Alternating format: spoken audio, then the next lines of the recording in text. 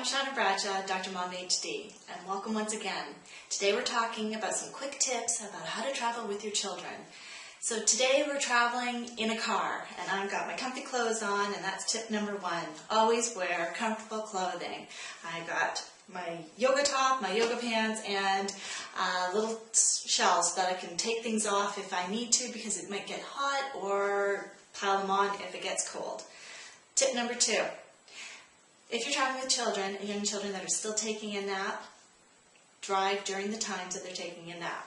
Grab their blankie, grab their pillow, and definitely pile them into the car during nap time and enjoy some few moments of quiet while you get started on your trip. If they wake up at the end of your journey and you're at your destination, you're lucky. If they don't, then here's the next tip. Have a bag full of toys ready for them so that they are not bored. Grab an Etch-a-Sketch, grab travel games, grab whatever you can in order to make it enjoyable. Just depends on what they want. If they're older kids, you can do travel bingo, travel backgammon, travel Scrabble. There's all kinds of those travel games.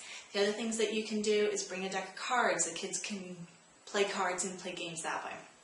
When it comes to the little ones, Etch-a-Sketch is always a good toy that they can play with. DVDs, anything like that. Older kids, teens tend to have their own iPods and can download the movies that they want, so that they should be well prepared for this. As you're going along, there's also a few games that you can play. So in my family, what we used to do is we used to do the license game, and that is, where did the license come from, so you can get all 50 states by the time you reach your destination. Otherwise, the other game that you can play is, I think it was I Spy. I Spy, so you try and think of something and the kids have to actually look for that. The one trick that I'm going to say is don't make it too hard because you could be looking for hours and then they get bored. Next tip, if you're going to Disney, most families do tend to take a trip to Disney, so I'm hoping that this will be beneficial to you. The best book that I ever read for the trip to Disney was Along I-75. I highly recommend it. Borrow it from the library or purchase it yourself.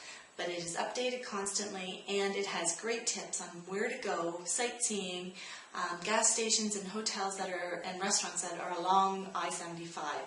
So if you're traveling from Canada all the way down to Florida, you will really appreciate that book.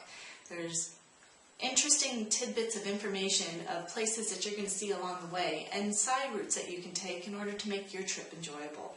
So find a book like that. If you're traveling along I-75, that's the book for you. The other highways I'm not 100% familiar with, but if there is something out there, this gentleman that has done this definitely will probably have other books out there along the same lines, and I think it's very beneficial that you check it out. Other tips, have snacks, water, everything that you require, because they're going to get hungry, and the last thing you want to do is stop 100 times. You're still going to have to stop for pee breaks, you're still going to have to stop for gas, you're still going to have to do the regular things, so try and time it out. Make sure that you bring the snacks that they enjoy, even include a little bit of a treat for them, because it's kind of nice too. This is their vacation after all as well, and it's nice to make this as enjoyable as possible. The other bonus to driving in a car, you can pack up as much luggage as you want. So you can bring the playpen, the stroller, whatever you need, because you're not getting charged extra like you would on a plane or on a train. So the nice thing is, pack what you need, make sure you have it all, and enjoy that trip. These are some of the tips that I've learned along the way when I did travel with my children when they were younger. As teens, it's a whole lot easier because they're definitely more mobile and they can definitely talk and communicate with me as to what their needs and concerns are. As younger children, it's a little more difficult, so hopefully these tips will definitely help you.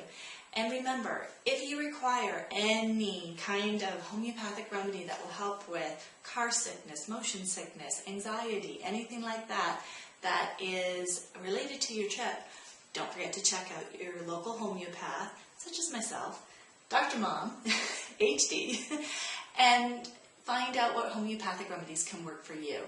So once again, I'm Shauna Bradshaw signing off, but don't forget to check out my website at www.drmomhd.com.